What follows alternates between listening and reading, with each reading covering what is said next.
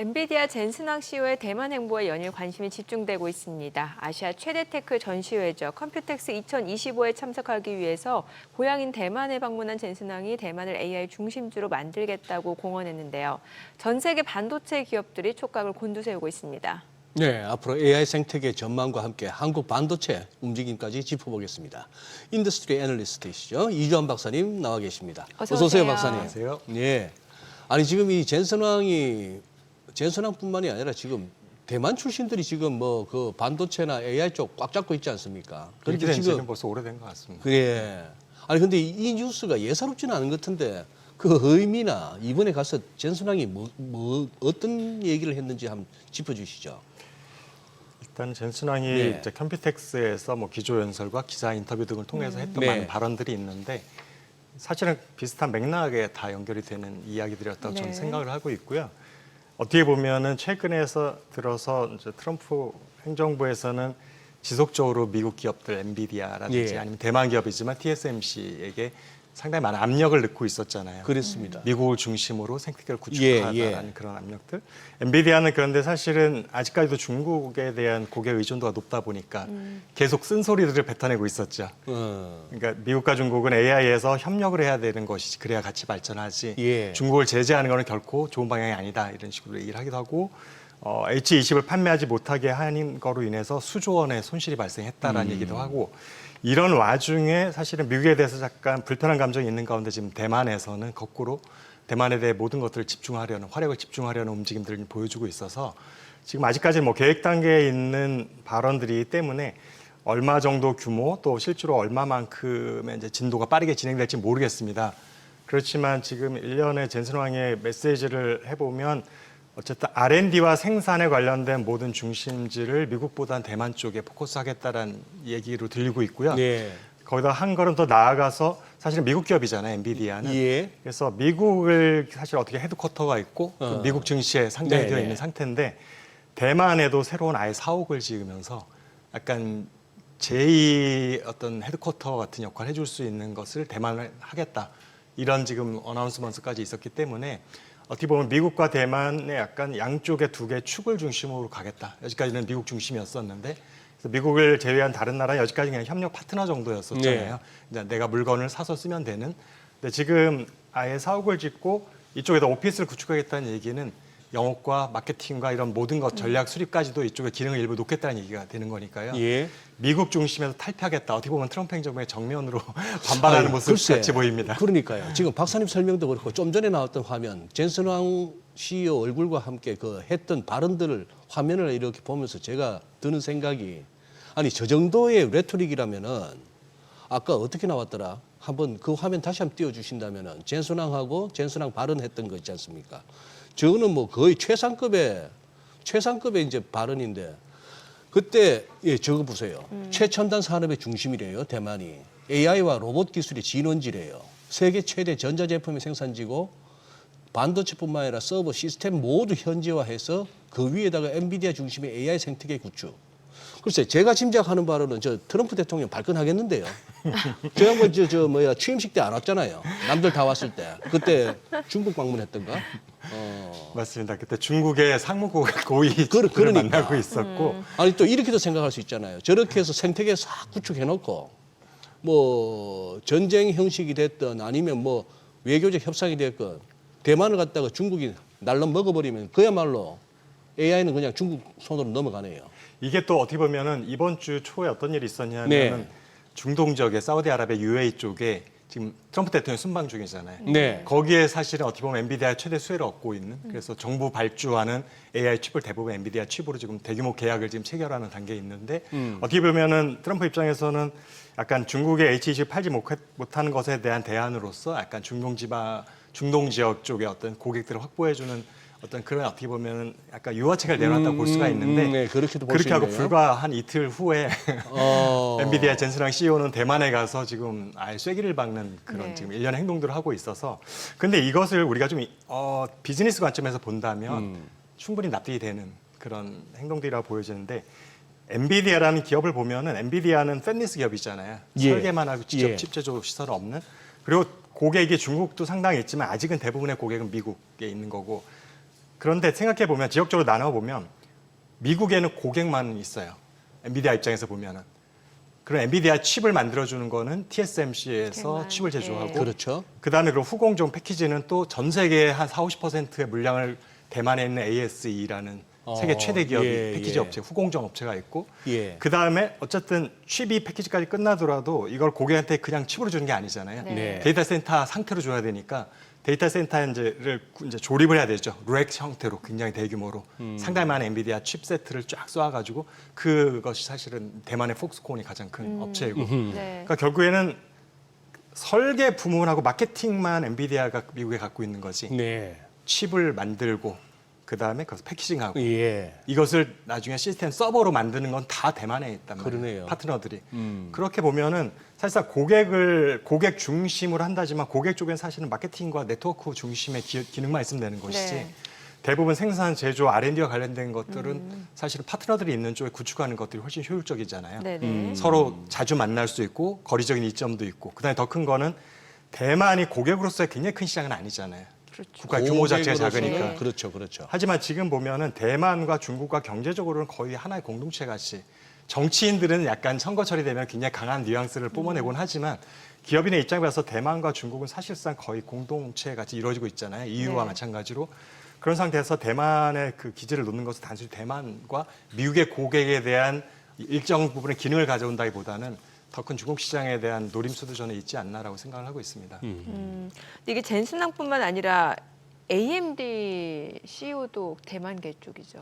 AMD 리사수 CEO도 예. 대만이고요. 예. 그다음에 최근에 인텔의 새로운 수장으로 들어간 리프턴 같은 경우도 말레이시 같은 중국인이고요. 아. 그다음에 우리가 브로드컴 미국 기업을 보통 잘못 이해하고 있는 브로드컴은 아예 싱가포르 기업이고요. 예. 보면은 우리가 이름 대면 알만한 반도체 관련된 IT 관련된 기업들은 대부분 중국계 CEO들이 지금 장악을 하고 있는 그 상황입니다. 배경을 뭐라고 볼 수 있을까요? 그러면 CEO를 인선 과정은 사실은 이사회에서 예. 굉장히 꼼꼼하게 긴 과정을 거쳐 이루어지기 때문에 거기에 무슨 뭐 국적이 굉장히 중요한 포인트는 아닐 거라고 생각을 네네. 하지만 그런데 어쨌든 경험과 그 사람의 그 이전 그 커리어라든지 현재 역량 같은 것을 종합적으로 봤을 거잖아요. 어떻게 보면 제가 볼 때는 네트워크 능력도 조금 봤을 거라고 생각이 되는데 이런 면에서 대만과 중국계 출신들이 사실 나중에는 결국에는 미국 기업들 다 출신들이에요. 네. 출신은 그렇게 돼 있다 보지만 거기에서 이제 미국 비즈니스에 대한 감을 익히고 또 미국 네트워크를 새로 확보하는 거죠. 결국에는 대만계 중국과 홍콩, 싱가포르, 중국에서 그 배출되는 이공계 출신들이 사실상 굉장히 인재들이 많은 것이다라고 일단은 일차적으로 생각을 할 수가 있고 네. 그다음에 또 하나는 이제 세컨더리인데 이거는 어떻게 보면 결과론적으로 우리가 이해하는 거지만 결국 그 대부분의 생태계의 주요 인물들이 다 중화권 인물들이다 보니 그 부분도 어떤 부분은 네트워킹과 마케팅을 위해서는 어쨌든 점수의 가점 포인트가 되지 않을까라고 생각을 합니다. 그럴 수 있겠네요.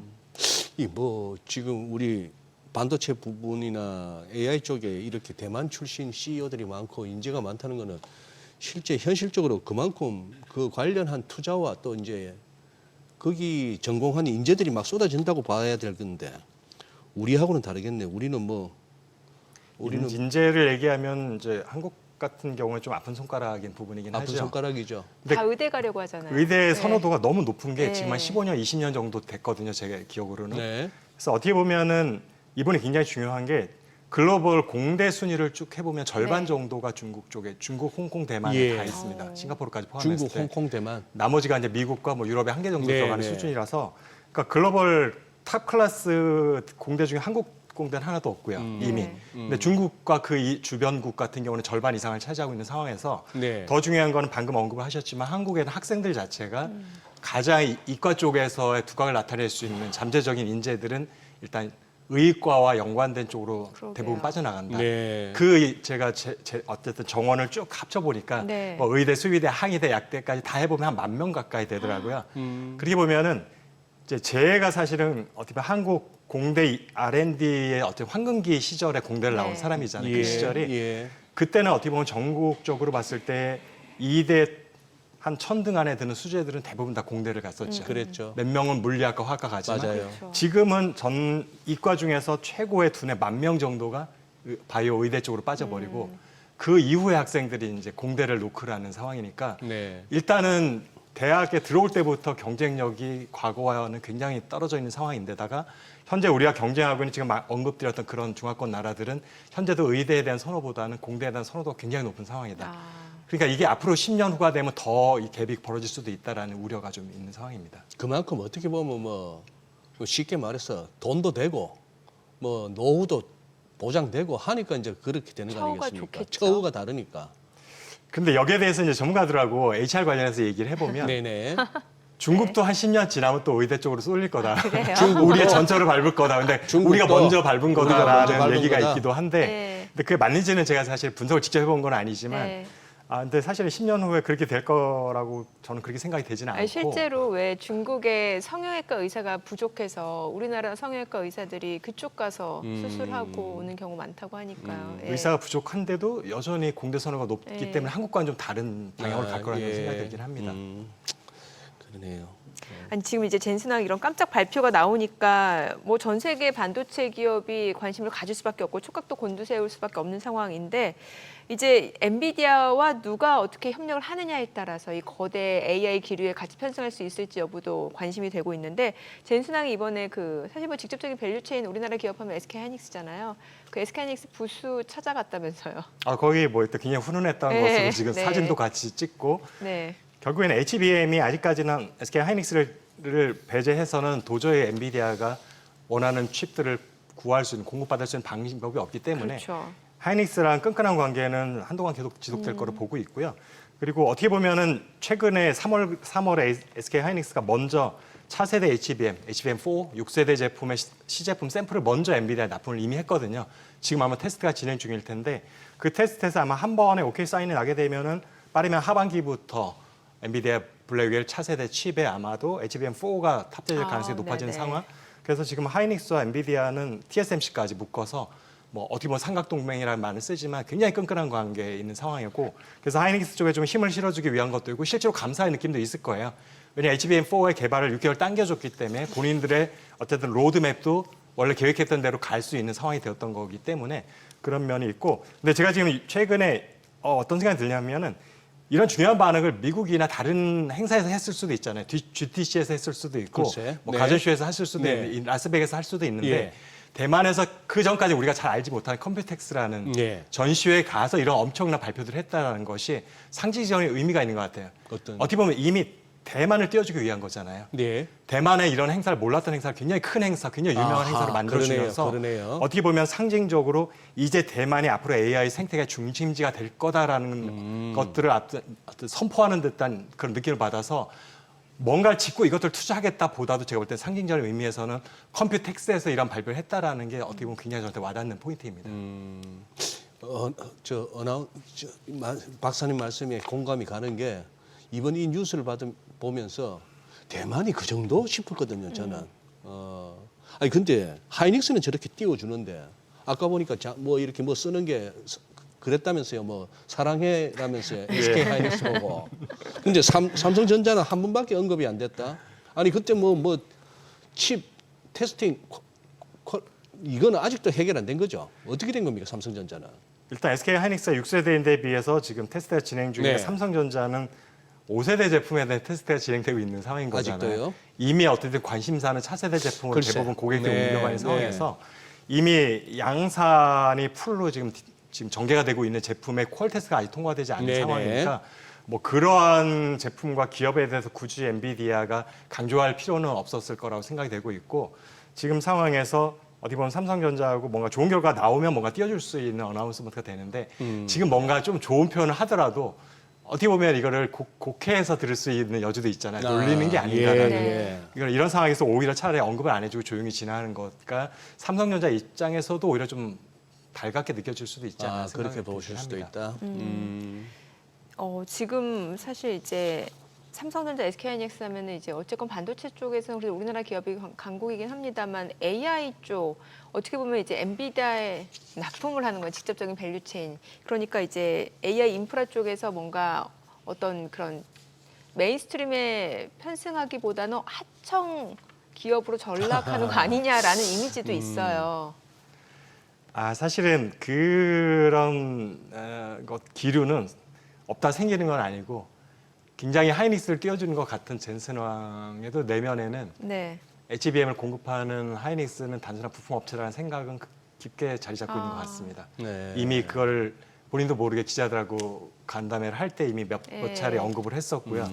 그래서 어쨌든 뭐 그렇다고 하더라도 주요 고객인 거는 맞고 협력한 그렇죠. 파트너인 건 맞지만 지금 엔비디아 입장에서 더 본인이 중요하다고 생각하는 파트너는 이제 미래 개발 쪽을 본다면은 생태계를 구성하는 데 도움이 될 수 있는 규모가 좀 작더라도 어쨌든 여러 가지 칩들을 연결하는 기능을 솔루션을 갖고 있는 기업이라든지 아니면은 발열 문제를 해결해 줄 수 있는 기업이라든지 아니면 칩 설계 보탬이 될 수 있는 기업 이런 쪽에서 좀 더 비중을 두고서 만나는 게 아닌가라는 생각을 하고 있습니다.